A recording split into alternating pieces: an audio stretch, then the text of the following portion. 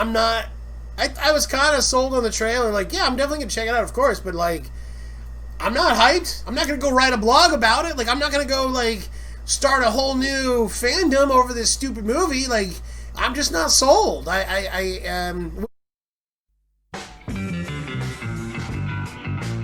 we're live from the Amazon Prime video experience here at San Diego Comic-Con. Something's not right in the speed of light. The reactor has been destroyed. Rambling on about the denouement. There is something wrong. No, we're fine. I'm gonna have this begin. I'll be the host. Oh, okay. This is Capes on Capes. Okay, so welcome back. Hey, I'm Hamby. He's Bryce. We're the Capes on Capes podcast. I don't know what we are. We're not a podcast. We're not currently on podcast services. If you're watching this, you're following us on Facebook, YouTube, or Twitter. And thank you so much. It's at Capes on Capes. If you're on YouTube, Facebook, and Twitter, please hit follow. And on YouTube, do the like, subscribe, and hit the bell for notifications so you can see these videos. We'd like to do them weekly, but lately life keeps getting in our way when we get to them. it's always the goal, though. It is our goal. And you and I both still want to talk about Avatar, and I think what we're going to do at some point is we're going to do, Avatar Season 1, and then we'll do another video, Avatar Season 2, and Avatar Season 3, and then whenever you get to Korra, we'll do that as well. Korra, maybe. Oh my god. I watched a couple episodes of Korra. Korra is such a different beast. It's such a different animal, so I'm really excited to hear your sort of take on Korra as well. We will get to those sometime in the future. As we're recording this, it's September 2020. The coronavirus is still real. Please wear a mask. I don't think Bryce and I have literally seen each other in 6 months. No, only via video. Yeah, only via or video. Or group chat, if that counts. Group chat, or this video. So, take it seriously. But some things are a little back to normal. One of those is you can buy our shirt. It's down below. You can see it right there. Capes on Capes. We're on Teespring. And I just want to give a tease. If you're looking at this shirt and you're kind of like, I don't really like that big blue thing, we're going to do a second version. We're going to, once we get to a couple of these sold, we're going to get to a second version that's just the guy with the hat. So there's no blue background. It's just going to be that, which I think looks really good on white t-shirts as well. So if you're looking for the Capes on Capes merch, it's available. Go to teespring.com and look for Capes on Capes. And that's what's up. Bryce, mine should be arriving, I think, tomorrow. Today's September 16th for me. I think September 16th or 17th, I was supposed to be getting my t-shirts. I can't maybe we'll have it for next week's podcast. You can wear it for everybody. Oh my god, I can't wait. I didn't even think about it. Like, I was like, obviously I'd wear it if I had it. But once we started talking about it, I was like, that's right, mine are about to arrive. So yeah, get your Capes on Capes t-shirt, you guys. Bryce, what would you want to see our logo on? Face mask? You want to see it on mask? Face mask would be dope. Do you want a coffee mug? A hat with a hat. Kind of gets the Inception thing going, That's cool. The hat with it, got it. The hat with the hat, yeah. What about coffee mug? Do you want it on a coffee mug? Ooh, yeah. I'm kind of thinking, I'll drink my green tea in it. I'm kind of thinking even like a Raglan tee, like not this style, but like the baseball style tee with just the logo. So, but you know what? It's up to you guys. I want a headband. Headband. That's what I want. And eventually capes. Eventually we will have our logo on a cape, and you can have it at Comic-Con in 2021 or 2022 or whatever. All right, Bryce. So, you know what? I want to start with our good friend Carlos. Oops, I full screen the wrong one. So a couple of weeks ago, one of the things that derailed Bryce and I recording, quite honestly, was both of us mourning the loss of a good friend of ours. And actually, in fact, I was on vacation. You had just gotten back. I had just left. I was up in Bear Valley in Tehachapi. And my wife actually got the notification first. She still worked with Carlos at Intercom, and she got the email and she actually like went and found me at her mom's house. I think I was out back having a smoke. She had to come and find me, pull me aside, and she was like, Carlos died. And I was like, what? And then I had to message Bryce, and of course Bryce had already known. He was part of the earlier chain. But really sad to hear the loss of our good friend. I thought about, Bryce, I want to hear your response, and I don't mean to always talk over you, but I just want to say too, for me, I've worked in this town doing marketing for shows, marketing promotions for concerts and tours and big events like the San Diego County Fair for years. And one of the things at the fair, they used to have a reggae day, and they canceled it a couple of years ago, and I don't want to get into it because it's a really shitty reason why, but they canceled it, and it's never come back, and that's a real big loss for San Diego. That was a real big event to celebrate reggae.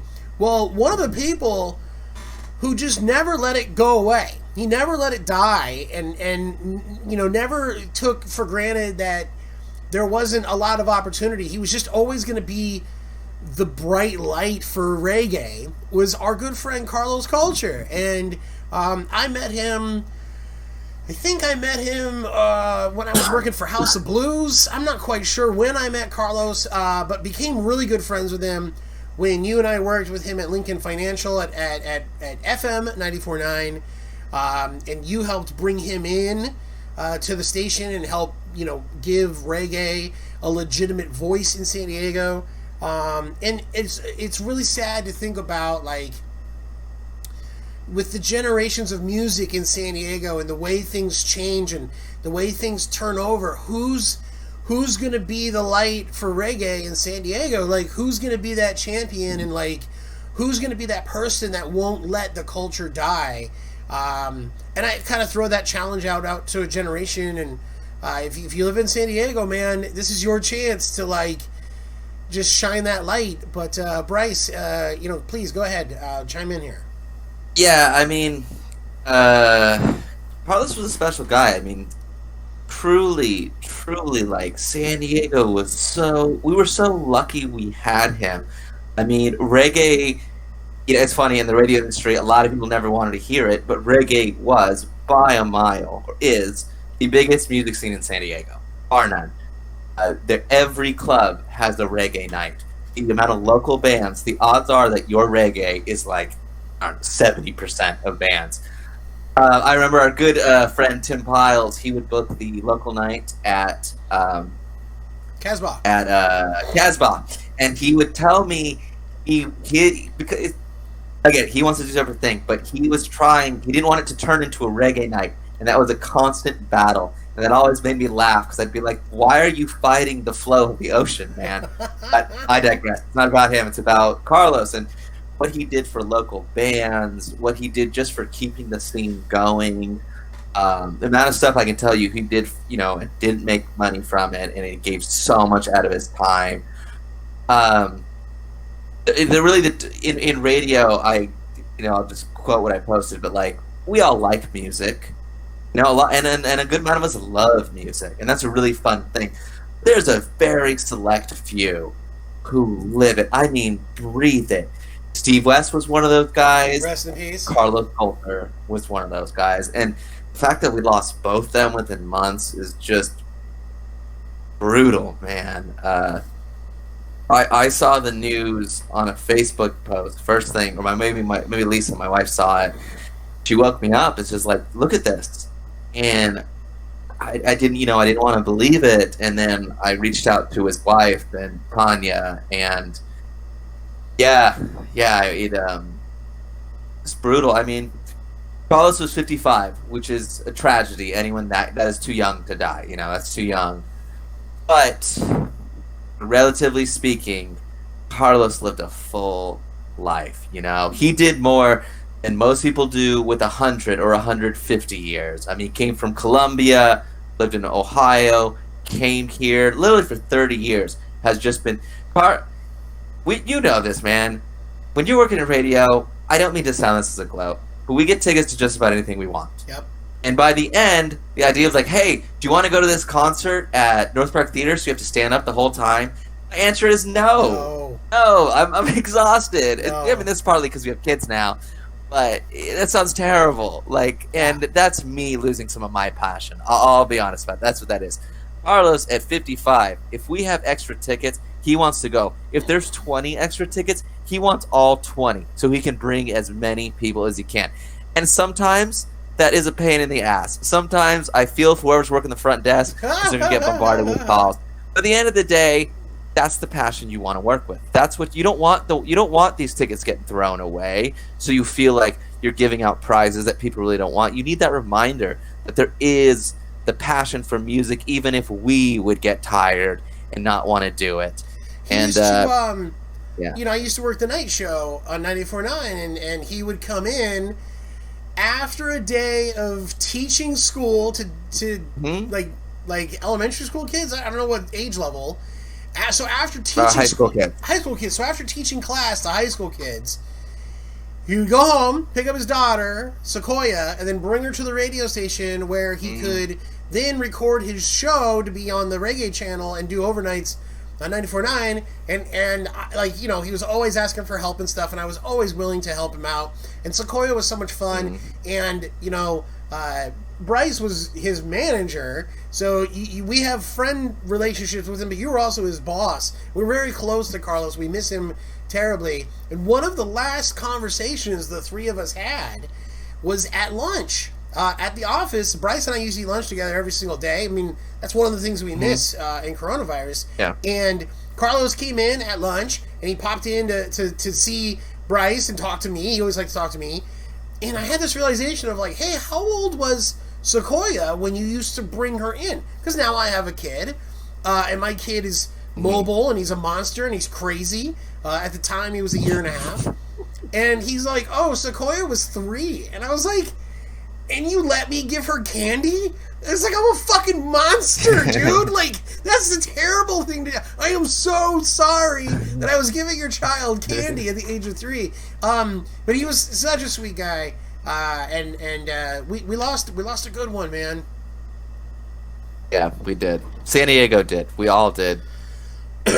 So let's stay there. The other news we got of a passing at the end of August, we got the tragic news that Black Panther Chadwick Boseman passed away at the age of 43. You know, Carlos hits home because we knew him, and he was a part of our lives, and we were a part of his, both of us, and he relied on both of us for things, and it was a great. We felt like great allies of his when you knew how much he worked. Yeah. And Chadwick hits differently because he's somebody that like lived a role that we needed to see on the big screen. And Bryce, you're a little bit younger than I am, but for me, I'm 42 years old. He died at the age of 43. That stuff starts to hit home. You know, it really just starts to like go, God, man. Yeah. Here I'm the lucky one. You know what I mean? And it turns out that he had been battling, is it colon cancer? He had a 4-year battle with cancer starting in 2016, diagnosed with stage 3 colon cancer. So, you know, that's in the middle of filming Black Panther. That movie comes out in February of 2018. He's doing all the press for that. He's in Infinity War and Endgame. He does all the press for those movies. On top of doing other movies, like he played Jackie Robinson, the great baseball player, and it was at Thurgood Marshall. He also plays on the big screen. So he just lived these. And he was just in the Spike Lee movie on Netflix. Oh, and James Brown. Yeah. So he really lived these larger than life black heroes, both real and not imaginary, but real and, you know, fantastic, like a Black Panther, T'Challa. Bryce, how did this one hit you?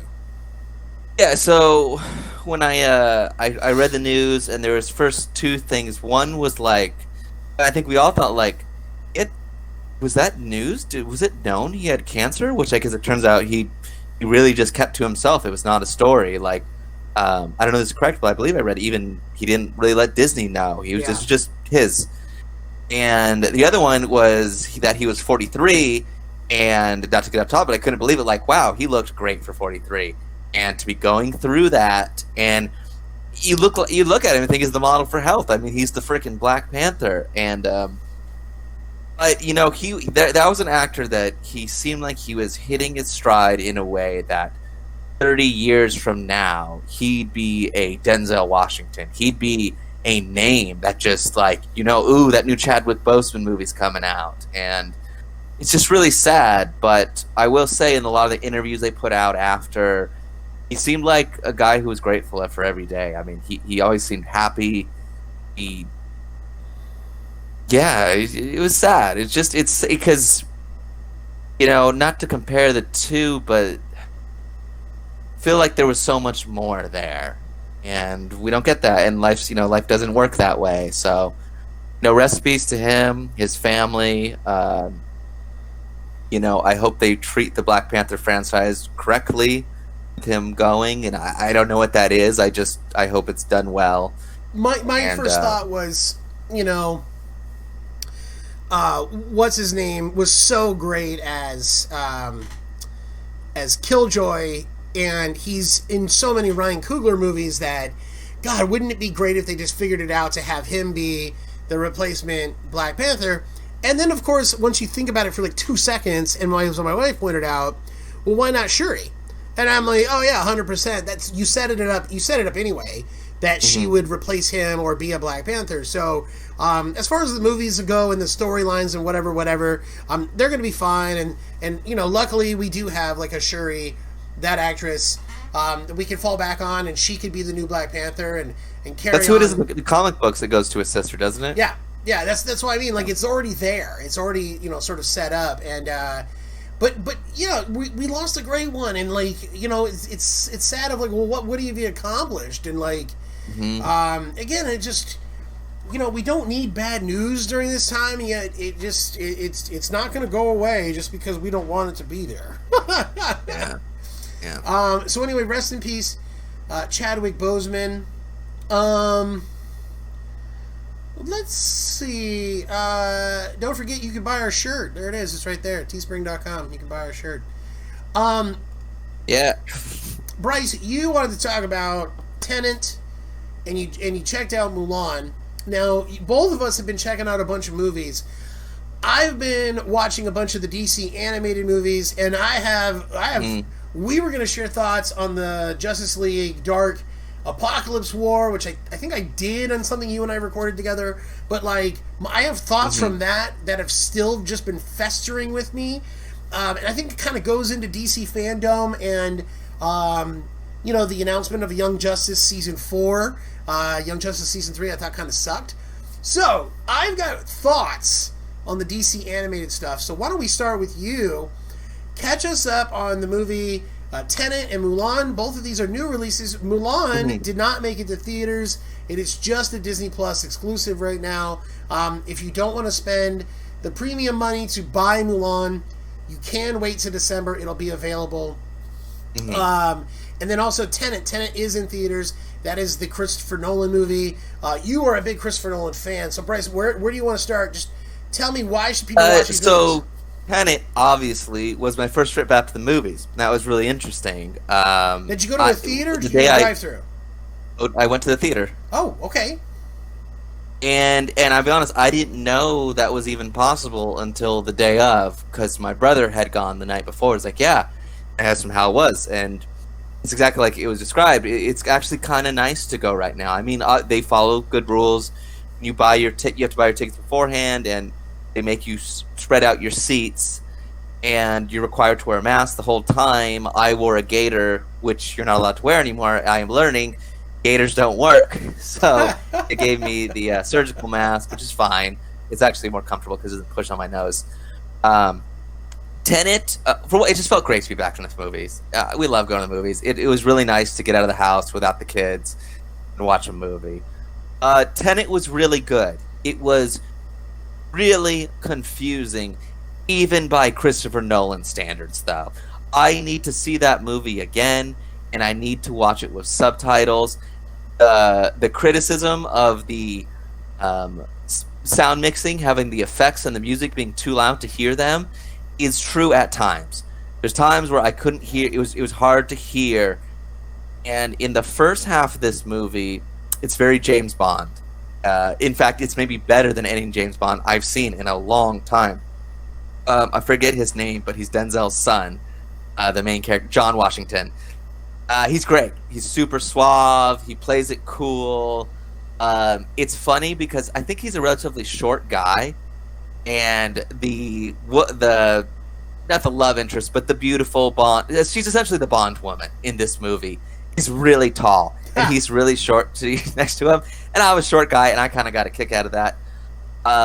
The first half does a good job of cool action scenes, and then cool Bond scenes of sitting down at a fancy dinner with Michael Caine, and it breaks down. If you're lost, here's what's going on, and I'll do more investigative stuff, and here that explains what's going on.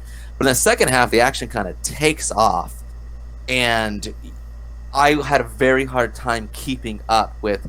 I know there's a sort of time travel element, but why are there 4 versions of him here? And how did this triple and triple and triple? And at the end, it gives you a somewhat explanation, and it really sets up a sequel. Oh. It's a kind of a hard plug, kind of an Independence Day 2, if you will. And I'm in for sequels. Like I said, this movie was good. It was twice or 3 times as confusing as Inception was. So I want to see it again. But for the first movie back in the movies, it's definitely a movie to be appreciated on the big screen. And I mean, even a bad Nolan movie is pretty good, and it was much better than that. So I give it a 1.5 up. How was Cedric Diggory, aka Edward Cullen, aka the Batman? How was Robert Pattinson? He was good. He was good. You know what? Post Twilight, I think Robert Pattinson is killing it. I watched what's his movie, The Lighthouse, recently, and while it's so dark, I don't ever want to watch that again. It was good. And in this movie, but in Tenet, he was great. He was great because this was a Bond movie. James Bond has his American counterpart that's kind of an ally, but they both have their own, agendas. Whatnot. They flipped it. Agenda. Thank you. So he was that partner that you gotta. Yeah, he's on your side, but he's also getting British intelligence, so don't worry about it. And how it ends was really cool with him. And they're a great pair, and I'm in for another one. Throwing a note out there, Robert Pattinson has been diagnosed with COVID. I don't know I don't have an update on his status. It was at least over a week or so ago that he was diagnosed. So as of right now, he's still okay. He's still alive. So I'm guessing he's asymptomatic. Okay, but I haven't read that he was hospitalized or anything like that. Right. Well, but stop the Batman. And they debuted a trailer for his Batman movie at DC Fandom, and so I want to talk about that real quick. But I want to point out, too, that when they debuted the trailer, they said that they had only filmed 25% of the movie before coronavirus. Yeah. So I thought the trailer was pretty hype, but knowing that they'd only filmed 25% of it, and honestly being really burnt out on Warner Brothers right now and how they're telling stories, that'll get into the animated stuff of it. Being really burnt out on it, I'm not. I was kind of sold on the trailer. I'm definitely gonna check it out, of course, but I'm not hyped. I'm not gonna go write a blog about it. I'm not gonna go start a whole new fandom over this stupid movie. I'm just not sold. What did you think? Sorry. I thought I liked it a little more than that. I've always wanted. I don't know if this is that, but it kind of looks like it from the trailer. But I've always wanted. Give me the $30 million Batman. Stop doing these $200 million. For one, I think we've learned this pretty confident by now. Batman in Justice League, at the very least in live action, real people, is the probably worst use of Batman you can do. He just looks out of place. You don't know what to do with him. And things you can get away with in the cartoon just don't work in real life. It doesn't make sense to have him next to Superman, who can knock down a building, when he can just punch a guy really good. So, to take it back to more the investigator Batman, the detective Batman, I see elements of that in this. I'm really excited for I want to say Jeffrey Wright as he looks like the perfect, and his demeanor in other things seem like the perfect. I don't know if he's gonna be commissioner yet, but I'm gonna call him Commissioner Gordon. He's gonna play Jim Gordon, right? Yeah. And have you heard how they're doing it? It seems like a copy of Gotham, but they're doing another Gotham PD show. But this one will directly connect with the movie. And I'm excited for that because that, I think, is the future. If that works well, we're going to get a lot more of that. I mean, it's the same thing with like Disney Plus to Disney movies. Now it's going to be HBO Max to movies. And speaking of HBO, I mean, that brought... Yeah, go ahead, sorry. The Riddler, I know a lot of people got mad that, hey, where's his green suit? At first, like that, then I was like, yeah, but wouldn't that look kind of silly? Like, wouldn't it look like it's St. Patrick's Day for him? The tape around him and the hazmat suit? Okay. I have my idea for the Riddler that if I was in that writer room, I think in the day of this age of misinformation, I think you could do really cool things with the Riddler.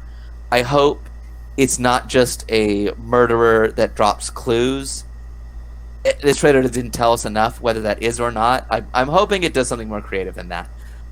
But the fact that this is only 25% of the movie's been shot tells you. I mean, there was no Andy Serkis in this. There was no.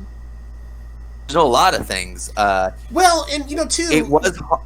I guess I'm reserved because I don't care for a Snyder cut of the Justice League. I just don't, right? And at this point, the Justice League movie is just pretty bad, and it's not Joss Whedon's fault. It's Warner Brothers' fault, and Zack Snyder had a family. A personal issue with one of his sons dying, and so he had to leave the project. And Warner Brothers went and got, Joss Whedon. They had him come back and reshoot and finish the movie. But it's not his fault. The movie is what it looks like. It's Warner Brothers' fault. It looks like what it looks like, and it's partially Zack Snyder's fault. And I don't really care for like the Zack Snyder cut of the movie. It just really seems like a glorified man's hard on. Like, it's just kind of like, wow, okay. But because of that, the trailer you get for Justice League versus the movie you end up seeing, Zack Snyder's version versus the Joss Whedon, business exec studio version that you end up seeing, trailers can be very deceptive. So I liked the trailer for the Batman. I want to point that out. I did like the trailer. I think it's that I just feel very, very burned and jaded by Warner Brothers right now, so I'm saying that, like, I'm just trying to say, like, I'm going to keep my heart a little behind the scenes and be like, you didn't sell me.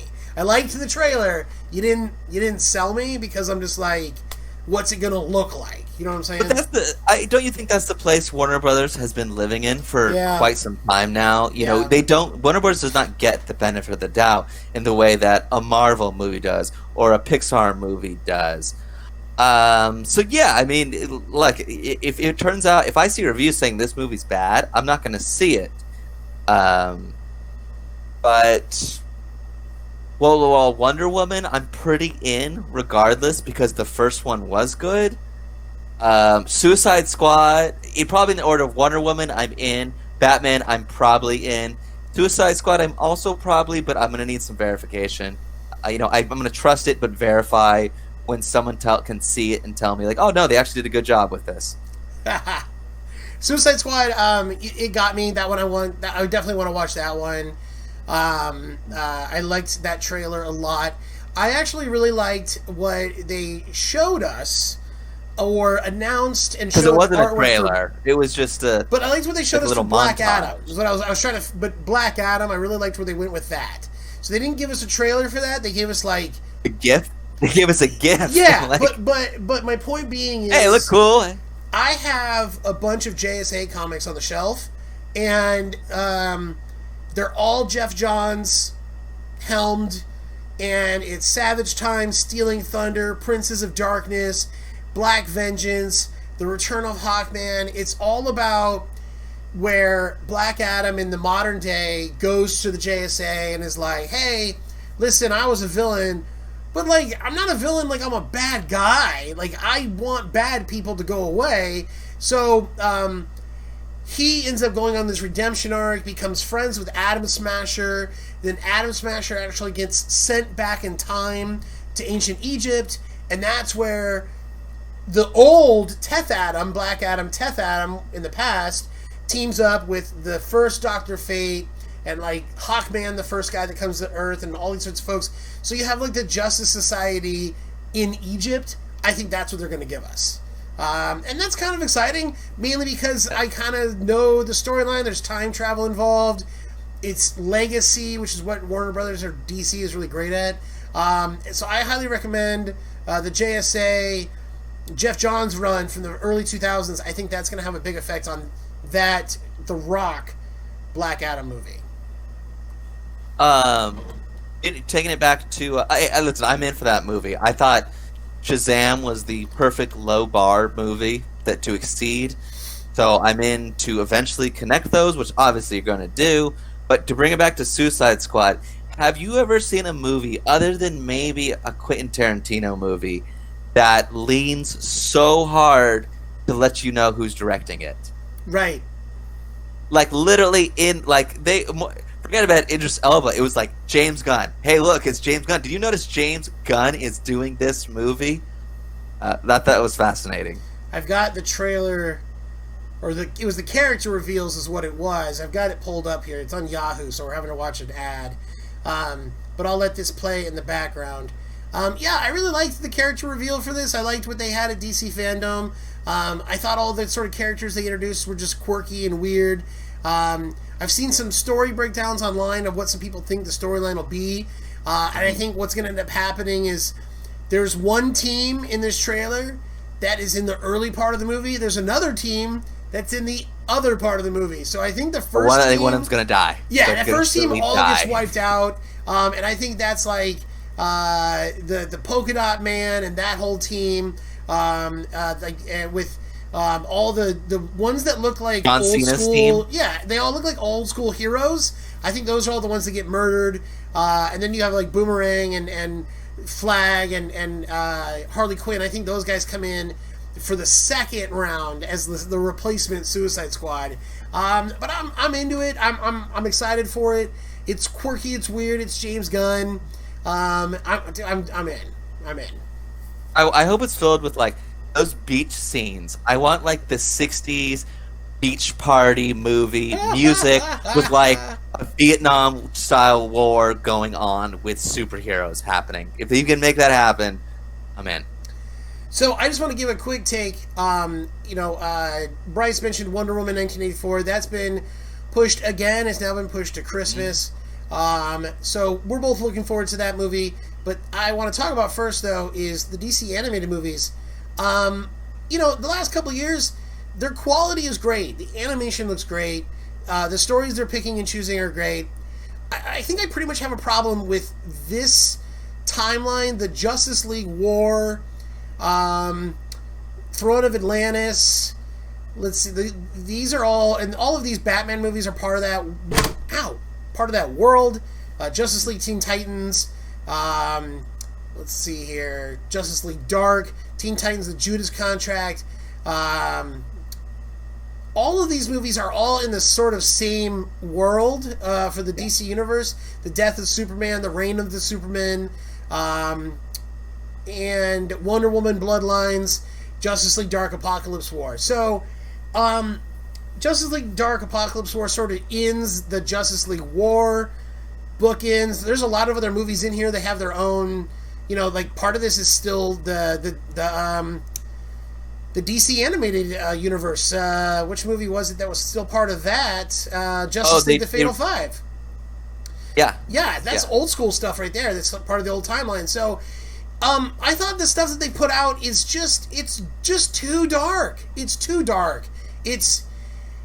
They've already done Death of Superman in an animated movie. You're doing it again within 10 years. It's just not a great storyline. It sold a lot of comics because it was the 90s and you had a foil cover and you killed Superman. So everybody bought it. It doesn't mean it's a great story. The Reign of the Superman was fun because then all of a sudden you have all these different Supermen, a cyborg, and a guy with a hammer, and there's a kid who's a clone, and like, who's the real Superman? Who knows? Who cares? This Wonder Woman Bloodlines movie, I watched it, it's terrible. It's literally the last Wonder Woman movie, just a different storyline, because the last Wonder Woman movie is her and Steve Trevor bumping around.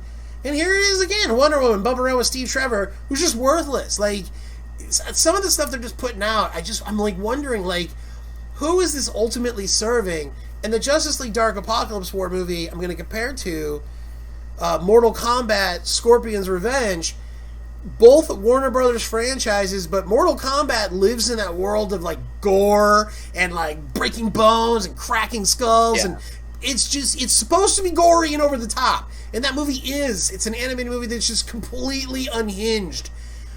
Justice League isn't supposed to be that movie. And you've got, like, the same animated people doing these movies. And I'm like, I get it. You want to experience dark stuff. It's just too dark. And the last thing I want to point out is this Superman Man of Tomorrow, the latest movie that just came out. It's not really great either. Like, honestly, the Superman the Animated Series storyline that introduces Parasite is fantastic. I know it's over 20 years old, but, like, it's still better than this.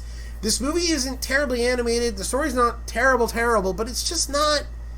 This is why. Why did you tell this story again, but it's sort of a year one version of it, and Parasite is a lot more, I don't know, Call of Cthulhu, a little more scary. And you have John Johns, you have the Martian Manhunter in this as well, and Lobo is in it as well, and it's very much a year one story, but, like, not.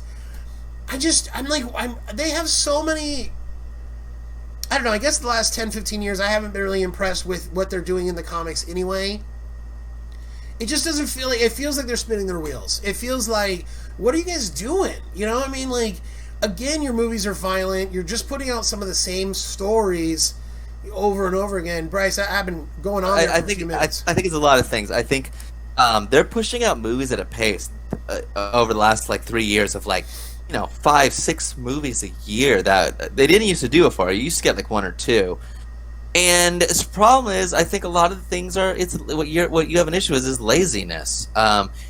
We love when you can take a DC animated movie and you do things that are fun but feel adult. It kind of tickles the mind a little bit. You feel like, ooh, I'm not just watching a little kid thing. This is a complicated plot. There's this, and sometimes that can trickle into, with violent ends. And if the story drives to that, so be it. It drives to that. Now, if your story is just whatever, a bad guy's got a bomb, he's going to blow it up, and you got to stop him, and you want to make it feel adult, you just make it violent. That, to me, that always immediately hits the mind. It's like, oh, that's just lazy. You just made it violent, so now it's laziest. The second fold of this is that they're not interested in kids.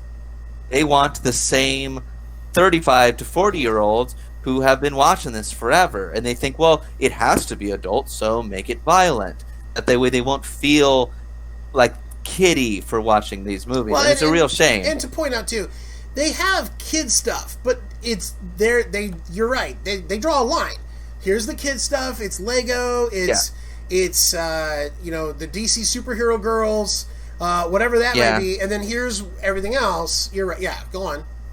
But the best stuff should work for both. I mean, Mask of the Phantasm is one of my favorite movies, and that works for both. It doesn't have to show blood and dead bodies and whatnot. I'll give them credit because they took in the last year and a half, they took some swings of things that seemed like they could have been really cool, and it just didn't work. The Batman Samurai was a really cool idea. It just didn't work. Batman by Gaslight was a really cool idea. It just didn't work. And, probably the same things we can point to that were wrong with it.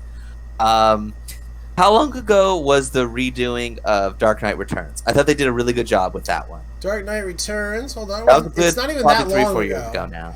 And the point you make about them rushing stuff out in the last few years, I mean, it's DC Online, which has now been rolled into HBO Max. So it makes sense that they try to pump out content because, Batman: The Dark Knight Returns came out in 2012. That's now 8 years old. Eight years ago. Part 1 came out in 2012. Part 2 came out in 2013. They both got 8 ratings. It was part 1 that was a really good one. Yeah. They both what? They both got an 8 rating. I mean, some of the current stuff is floating around 6s and 7s. Nothing is pushing, 8s or 8.5s or 9s. It's if you have it up, when did Flashpoint Paradox come out? Flashpoint. That was probably the last really good one. Flashpoint came out. I'm almost there. 2013. Oh wow. Okay, 7 years ago. And that one sort of revamped the universe into Justice League War. So you have Justice League, the Flashpoint Paradox. They, basically to snap their fingers, kicks off Justice League War in 2014, and then 6 years later, it ends with Justice League Dark Apocalypse War because they go back to the Flashpoint. I mean, so at the end of this movie, they just, hey, everything we've done the last 10 years, cool. Now we're gonna do something else, or we might just redo the whole thing again because you keep buying it. I don't know. So I'm just really kind of bummed out. You're right. It's the laziness, and like, I'm not saying that like Marvel's not lazy. I'm not picking on DC, but it's just like I love these movies, and I've been watching a lot of them the last 6 months during quarantine, and some of these really suck, and a lot of it's because they're just so violent. Mm-hmm. It's unnecessary. It's the post DCAU, which I think most people would call like the prime Justice League, or and it's coming off the prime Batman to a lot of people, especially my generation. They had Doom. They had Doom is the Vandal Savage one. They had a long run of like it come out 3 times a year, and you just knew like you had that level of trust. This is going to be good. Like this is while Marvel's out there making the far superior actual movies, you could count on those DC animated movies, and you pulling up the calendar is really showing like wow, they haven't really been on their game for a long time now. And they're just retreads. Yeah. So. And that Superman movie, I wasn't like mad at it, but like it's just sort of. Did you see Red Sun? Which one? I think I heard good things about that Superman Red Sun movie they made. No, that's the one where he lands in Russia, communist Russia, and grows up as Superman for them. I've read the book, so I didn't really have a desire. I didn't really like the book. I didn't have a desire to watch the animated movie. But they've been talking about making that one for like 10 years. So I didn't watch it, but if you want me to, I will. I'll check it out. Yeah, check it out. I mean, like, when you can't watch these movies in front of your 2-year-old son, that's a problem. That is. Just like, I can understand not watching Aliens versus Predator. Not watching Justice League is stupid. It's really... It shouldn't be made for all audiences, but like, I literally can't watch these movies in front of them. It's bad. So going from the Justice League animated stuff being way too violent and over the top, The Boys Season 2, a show made to be violent and over the top. So violent, so over the top, and I love it. It's supposed to be. I'm done with episode 3. Where are you at? Okay. I'll be careful what I say. They have kicked it up to where I feel like they've done a great job. It's got season finale feel every episode. The levels that were raised, that they're staying at that volume. And what they're doing with Stormfront, she's in that Joffrey world where like you just hate her. Oh, everything you learn about, and especially in episode 4. I don't know if you already know about the character because I guess it's already been written. And I dove into it. Yeah, I dove into it, and I've actually been reading the comics. So I'm like, I don't like all the violence and gratuitousness of it. So part of me watches it sort of like, and part reads it the same way of like, this is hard to stomach. I'm enjoying myself sometimes, and then I'm also like really grossed out. I think that's the intention. What's the intent? It's like, hey, if we made gods out of this people, they'd probably stop caring about people real quick. And they do. And I don't want to spoil things, but the turn with not even a turn, the exposing of the flaws in Homelander. They've written certain things in episode 4 that what I've read is close to the comic book, so it wasn't intentional, but they say the best science fiction doesn't take place in the future; it takes place when you're reading it, and it has some things that feel. There's a theme of this might be a little bit of a spoiler, but it's not. I don't think it is. Homelander and Stormfront don't get along, and he confronts her to say, like, 50 million people like me, don't tell me about love. And she's like, she just tells him, who cares? Like, you can't get everyone to love you. You've got 50 million people that like you. I've got 5 million soldiers. And that rang to a certain person's base right now that's like, wow, you're right. You just have to, oh my God, this is scary. My wife and I, Jessica, actually talked about it. We talked about that line. We've not watched episode 4, but I've watched some of the breakdowns online of what people had thought once the episode came out. So I definitely deep dived on the character, both in the comics and on the show, and I'm really liking where they're going with this. Even though I've not watched episode 4, so I have to sort of reserve judgment and enjoy that episode for what it is.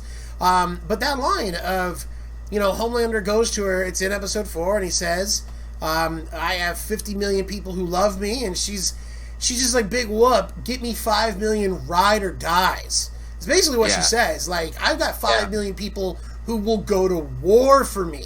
You have 50 million people who like what shoes you wore, or maybe enjoy your company because you're a good-looking dude. Yeah. But like, I have 5 million people that are the loyal, and they will destroy your 50 million people.